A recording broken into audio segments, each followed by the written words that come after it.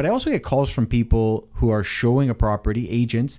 There's a leak in the house, or the house is on fire. Right. Like, these things really did happen in my career. Wow. Above and Beyond, the real estate show.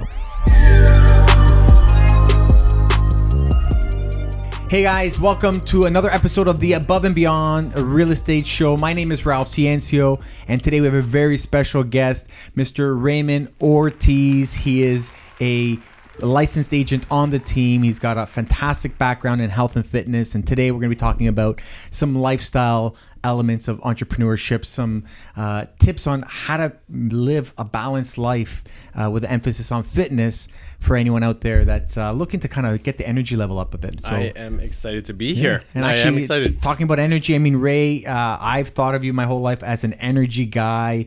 Definitely one of your key exports as a human being. Appreciate that. Positive energy. So tell us a little bit about yourself. Yeah, so like you mentioned, I've been in the fitness industry since I was 19, so well over 20 years.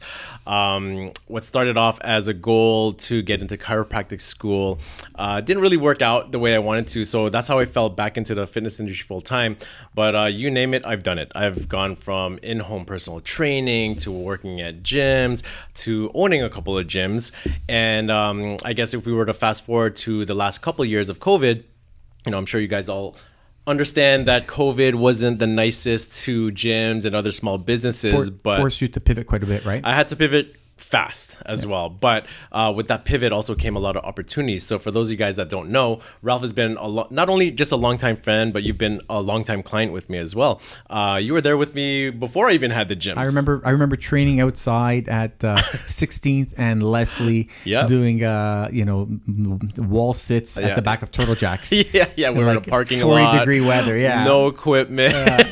So you've been on a journey. That was like a real boot camp. That was like a legit boot camp back then. So we've come a long way. But during that time in COVID, I just had more time to work on things. We were open, we were closed. Like we had no predictable way to know what we were allowed to do. And because of the time I had, you could push me one day and you asked me, he's like, hey, since you have the time, do you have any ways that you can potentially help me with some marketing strategies? So I was like, you know what? I'd love to try and help. You've always been a brilliant marketer. And when you're looking at the fitness industry, I would say it's one of the most saturated industries in the world, really. Yeah. And you've always found the way to cut through the noise. And I think you've done an excellent job of communicating your value, but also by encouraging people to kind of for you to be a part of their journey. Right. And that's something that I always admired for you as a business person to business person. And that's why, when I pitched you saying, hey, could you help out with some marketing initiatives, right? Yeah. You know what, like the marketing aspect within the fitness industry is actually not that much different than what I've learned in the real estate industry. And it's pretty basic stuff. It's just focus on the people first and help them out first. And once that message gets across, people are willing to kind of search you out and seek your advice, so that's kind of how I got here. I started off kind of doing the small stuff like hanging around the office. You would help me with this and this, and then I would try to offer my expertise on this.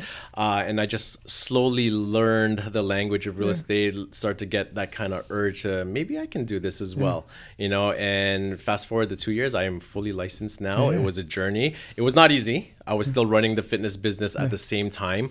But I have to say, I was very happy to have found a new passion. Yeah. Well, you know what? I got to tell you, I admire the fact that you had a great business that you were running for many years.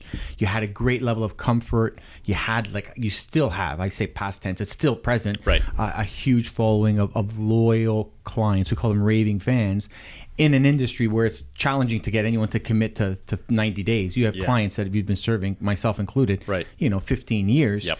And I think when we look at the those soft skills and then bring them into the real estate world, I'm so excited about your future. But, I think once you got a taste of what the real estate world would be like, there are different benefits versus, the 5 a.m. workouts. You are doing 9 p.m. showing. So it's kind of an exchange. It's not all easy. But I know that you were recently licensed. I would say, if you want to tell a few quick sentences about what that process looked like. I know a lot of people that are watching this video may be thinking, how do I start? Who's the organization that runs the program, and any quick tips for anyone thinking about getting their real estate license? Yeah, you know what? It's not hard to get into the education process. There's two ways you go. I went with the Humber way. So that's Humber College, right? Humber College, yeah. And the cool thing about it was that everything was online. So you didn't have to commit to going in class. So that was perfect for me because it still allowed for me to work and run my business, take care of my family. But finding the time was tricky. Well, I was just going to say, an advantage is that you don't have to go into the building. Right. A disadvantage is you're totally on your own, which, to be honest with you, is a great emulation for entrepreneurship life, which is nobody's going to tell you to go to work. That's right. You just got to go and do it. Yep. So I know that's something that I admire, the fact that you had so many balls in the air while you were studying, which most people, to be frank, while they're doing their real estate license, usually have other responsibilities that they have to tend to as well. 100%. I think for the younger agents or the younger ones that are trying to become agents, it might be a little bit easier because you might not have as many commitments. Personally, I think that course could be done within a 4 to 6 month period. I'll be dead honest, it took me close to a year and a half. And it was only because I was just giving myself whatever was left in the day. Like I would have to run the entire day with my business, family, and then when the kids went to bed, that was literally the only time that I had left to study, and weekends. For sure. And from an outsider's perspective, I know when I did my real estate license, I did it when I was in university. I fast-tracked through my 4-year program. I took a course every summer. Okay. Not because I wanted to go quickly. I did it as a defensive mechanism because I was so... I was not confident in my academic ability. I thought I was going to fail out of university. So I took extra courses every summer thinking this is a backup for when I fail in 3rd year or 4th year. And I had a fantastic career academically. Yeah. In my 4th year, I had a half a course load. So I just did my real estate license. Yeah. And at that time was done through OREA, Ontario Real Estate Association. And, I would say that it seems as if it's getting progressively more difficult to get your real estate license in Ontario, which overall I think is a good thing. I watched you work hard through your licensing process. Right. I saw your tenacity and effort and commitment to it. And I think you did an outstanding job with that. I'm happy to see that as an industry professional. I'd love to see the bar get elevated so that realtors, it becomes harder to become a realtor, not because we want less realtors. We just want to make sure that the people that are here are 100% committed to it. You're helping clients with a pretty significant process in buying a home, right? To that point, like what I found was through my online courses, a lot of the people that were in my classes were not there for pure reasons of wanting to become a realtor. The market was hot. Like they saw dollar signs, and you've been in entrepreneurship for quite a bit of time, and if money is the main motivating factor, it's important, don't get me wrong, but if that's the number one motivating factor, most of those entrepreneurs don't make it. For sure. You're absolutely right. If that's the key focus, I mean, people smell that. They know that anyways. One thing that I heard recently from someone involved at Humber College is that there's actually more people in the licensing program as of April of this year. There were more people in the program than there were agents in Ontario. Wow. Which means that if they were to all graduate, that we would have within the next 18 months double the number of agents in Ontario. So right now there's about 70,000.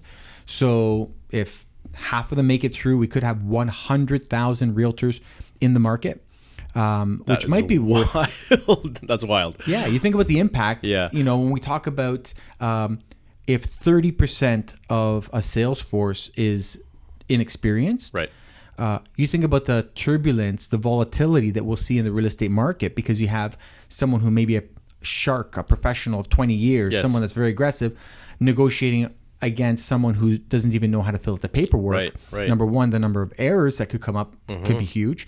But also, we're going to see this anomaly transactions where one house sells for 93% of asking, and we'll say, well, why is that? Well, maybe the agent had never sold a home before, and the person that was buying was a seasoned professional, right? Or maybe we'll see a home that sells for 110% of asking. We'll all be scratching our heads saying, how can this even exist? But maybe the buyer's agent had never written their name on a contract ever. So, maybe they're also there's a learning curve there. For sure. And I think that's why this is so perfect. Like, I have you as my coach now. So I help you on the fitness side, and now you're my coach from the real estate side, well over 2 decades, almost 3 decades of experience now. And I wanted that for myself because, I don't feel old, but we're both 40 now. I just blew my ACL. Yeah, I know. I just blew my ACL. ACL. My hamstrings have been sore for 2 days. Yeah. But I needed a way to fast forward my education a little bit. So you've been instrumental in that. Actually, you know what? I want to share a quick story. Yeah. Like we talked about this before. So a lot of people don't know out there is that, and I didn't find this out until maybe a year into working with you, but you're my very first business coach. My very first business coach and my first introduction into entrepreneurship. When I was applying for universities back in the day, I joined an after-school business program called DECA. And I remember. You and your best friend Craig were the ones running that program. And what was for me just to kind of get some brownie points for my university applications turned out to be one of the foundations for where I'm at today. So this is like a crazy full circle moment. I remember you. I mean, Wild. we're a year older than you, and I remember being on the senior team of DECA. Right. And I remember you competing in DECA, and you were smooth, you were charismatic, you were a quick thinker. Yeah. And DECA, for anyone that doesn't know, is basically a case study competition for high school students, and they compete against other schools. And then that was a great experience. But if we're going back down memory lane, I'll tell you one story. I've always thought you were a great guy. Appreciate that.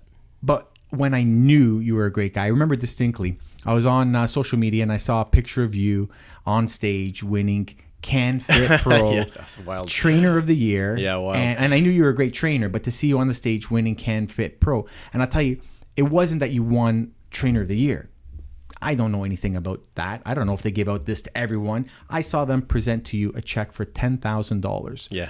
And on the next image was you donating that $10,000 to the Heart and Stroke Foundation.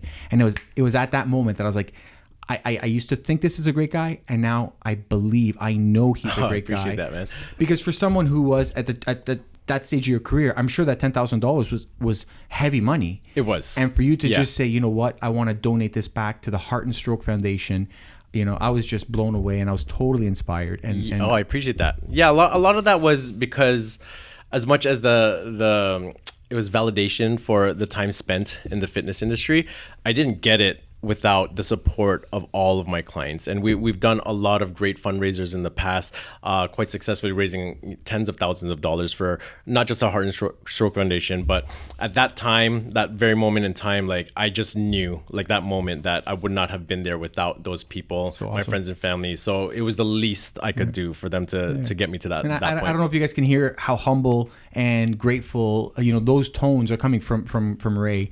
And that's how he is every day. I know we're obviously shooting a podcast right now, but every day you're just full of gratitude and appreciation. I think that's what pushes your charisma out, but also attracts people as well too. I appreciate that. Always grateful every single day. Yeah, awesome. And so I guess a couple quick things while you're our resident health expert.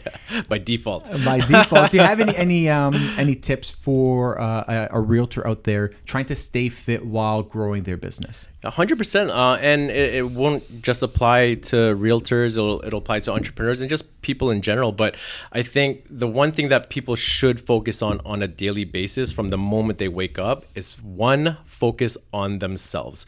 You're guilty of it. I am. We all are, where we wake up and the first thing that we do is check our phones, emails, text message.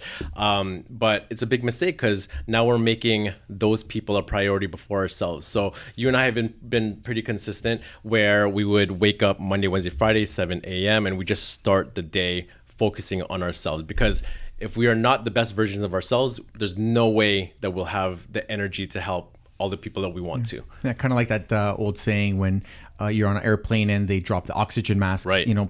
Cover your nose first before others, because if you're passed out, you can't help your kids, right? Yeah, for sure. And the second one I would say is to make sure to fuel yourself with the right energies. So I felt this quite a bit. So there's no transition. Like the moment I got licensed, it was hit the pavement and you only have two gears, 0 and 100. 0 100. It was 0 to 100. But with that being said, I was not used to, I guess, the spontaneity of real estate life.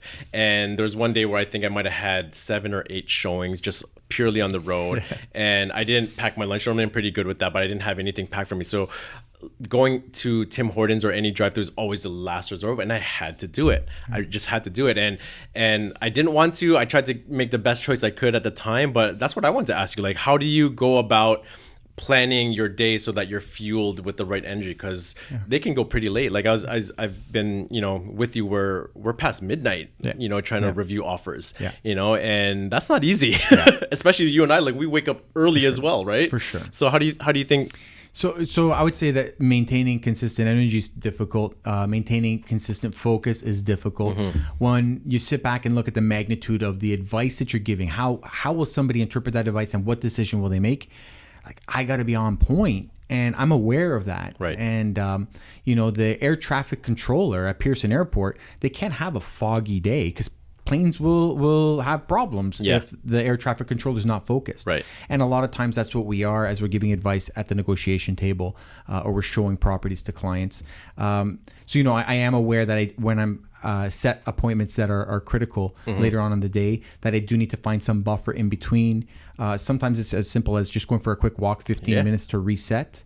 Sometimes it's a matter of dancing around the office. I mean, you've been here when we're just we're blaring our WWF entrance music. Or it's Friday. It's Saturday, it's Sunday.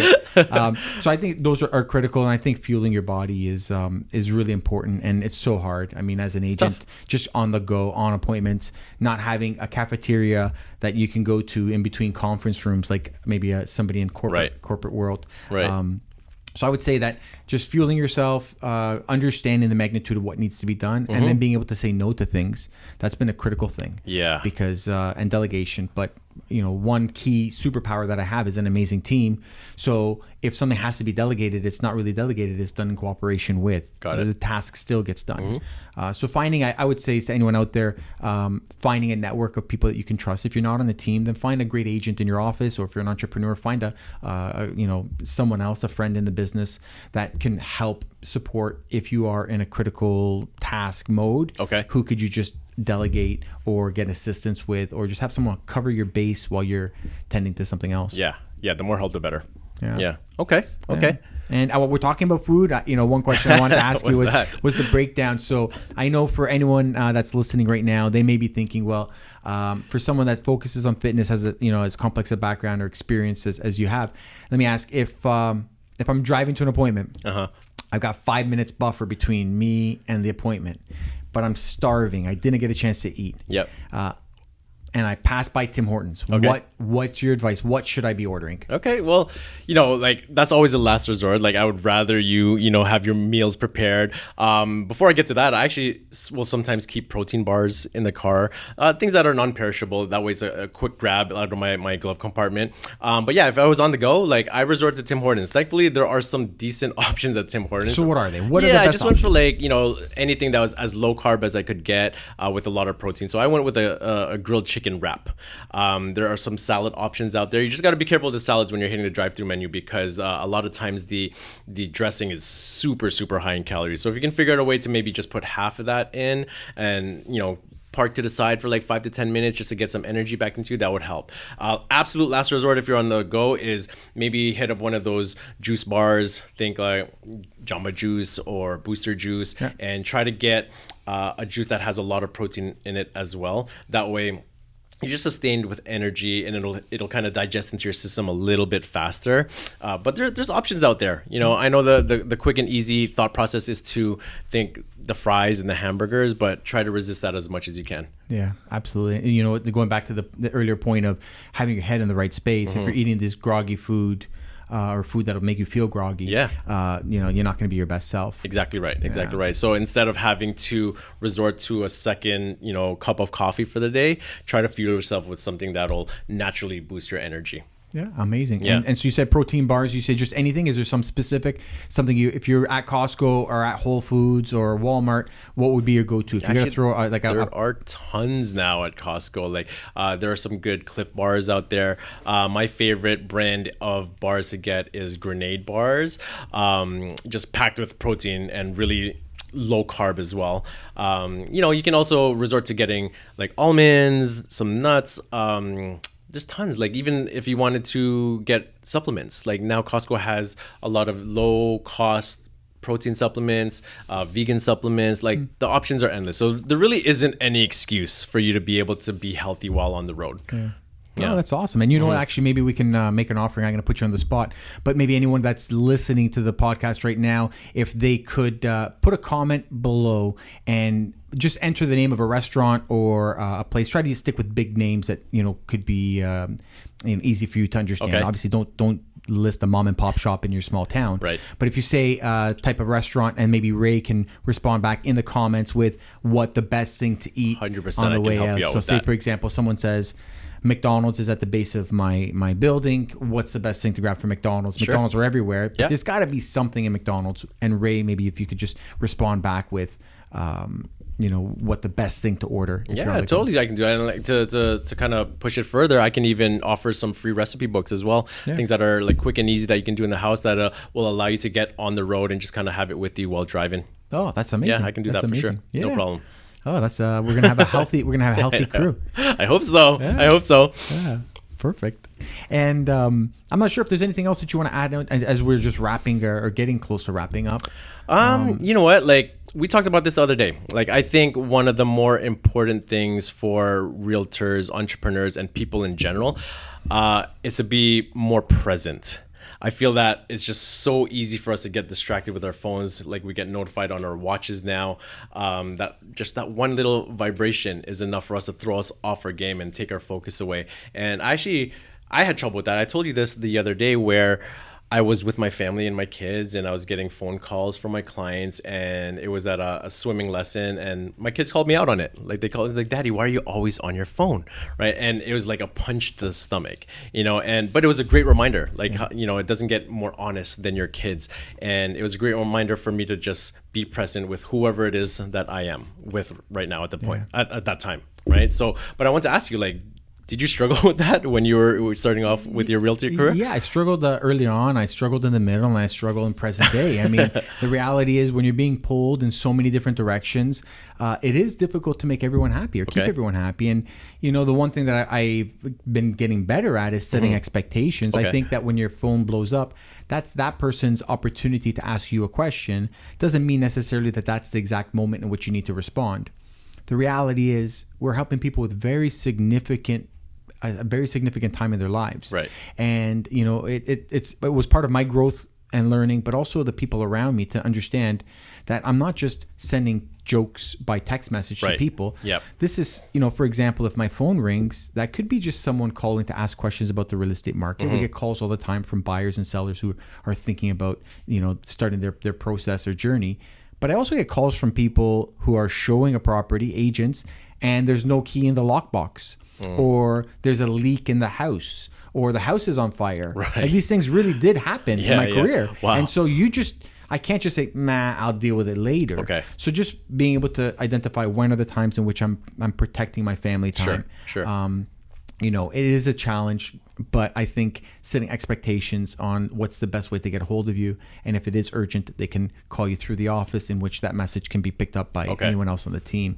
So, and also having a face-to-face or frank conversation with your family and say, look, unfortunately, I have to be on my phone, but I am here with you. Okay. The alternative is I could have been working in a job where I was on Bay Street and I would not be at the swimming lessons with you. Right. So although out of 60 minutes, maybe 5 minutes I was not present, but 55 minutes I was here. Yes. And it sounded a little bit cruel to say that to a kid, to say, oh, well, you got 55 minutes of the hour. Sure.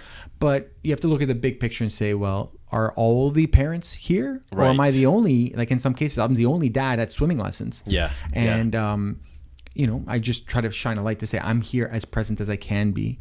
But it is definitely worth putting up barriers, right? Yeah, I think so too. And it's been hard. Like I think that's one of the biggest challenges. Like with my fitness career, everything was pretty scheduled. Trainer at this time, client at this time, class at this time. And I just knew when I was ready to be at home. Yeah. With Realty Life, it's been a little bit of a struggle to figure out what are the priorities. So, like, what are some of the categories that you kind of try to prioritize your life around. So we talk about happiness, or we talk about fulfillment, we talk about balance. And, Tony Robbins shared with me many years ago through one of his programs what he calls his wheel of happiness. Okay. And essentially in his wheel of happiness, he breaks down, different aspects of your life, which is made up of fun, family, finance, professional or personal growth, romantic or, intimate relationships, and health and spirituality. Okay. So those 7 elements are the what he calls the wheel of happiness. And in his, teachings, he describes, draw a circle with each of these 7 lines, and each of those elements are labeled on that line. And the center of the circle where all those lines intersect, that's 0 out of 10. And then right at the end of the circle is what we call a 10 out of 10. So if I looked at finance and said, well, how happy am I in my finances? Well, if I say that that's a 10, and if I say, how happy am I in terms of my family time, and that's a 1, and I say, how happy am I in terms of my fun, I say 10. Well, as you start mapping this out, you realize that you're creating a wheel. And the goal is to have the wheel as circular as possible. Got it. And if you have 3 or 4 elements in your life as 9 and 10, and the others are 3 or 2 or 1, that wheel won't turn. Right. You need to make sure that you have, it's better to have a category 5 in all aspects of your life in terms of your happiness versus having 2 or 3 elements that are 10s and everything else suffers. Sure. So it's worth sitting down, even if you did it quarterly or once a year even, and say, what are the elements of my life? What do I rank them on a scale from 1 to 10? And then you'll see which numbers are lower. And if you bring those ones up, as opposed to trying to hit $1 million in income, will start to spin a little bit more smoothly. Got it. Say, okay, well, instead of making $1 million dream, if you say, well, I'm going to spend some more time with family and friends, generally you have more fulfillment and your wheel turns. And you want to grow it. You can be a level 10, but try to have it level 10 in everything. Right. And you do that 1 notch at a time. Wow, that's great advice.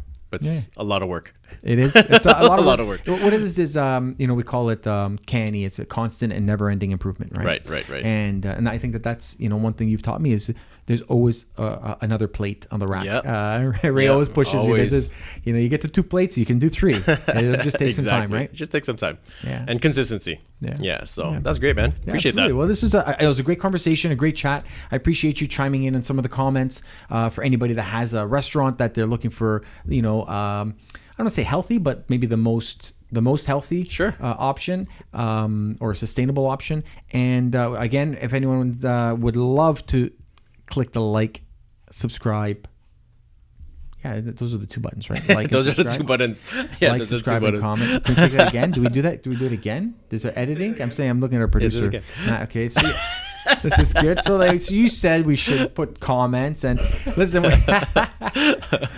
So we encourage you to like and subscribe so that we can bring more great content to you. Put comments below on what you think of the show, and also if there's any ideas of things you'd like us to break down in future episodes. Mr. Raymond Ortiz, I appreciate you for being here, and thank you. And look out for this guy. I tell you, I'm not a betting man, but I'm not a gambler, but I'm a betting man, and I bet on this guy. He's going to be a rock star. He's going to be a firecracker. 5 years from now, less than 5 years from now, he's going to be a force to be reckoned with in the industry, a titan in the industry for sure. I'll try to add that Realtor of the Year to the Realtor of the Year. We need to get a belt. Shelf. Yeah, we got a belt. I'd rather the belt. Walk around with that all day long. But no, I appreciate the time. Thank you so much. Thanks so much. Thanks for watching, guys. Have a great one.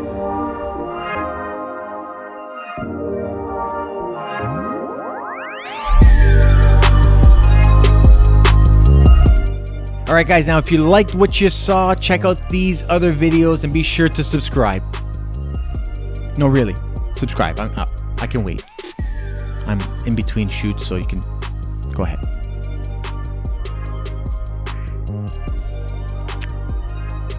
I didn't hear the ding. I'm going to wait till we hear the ding. See you soon.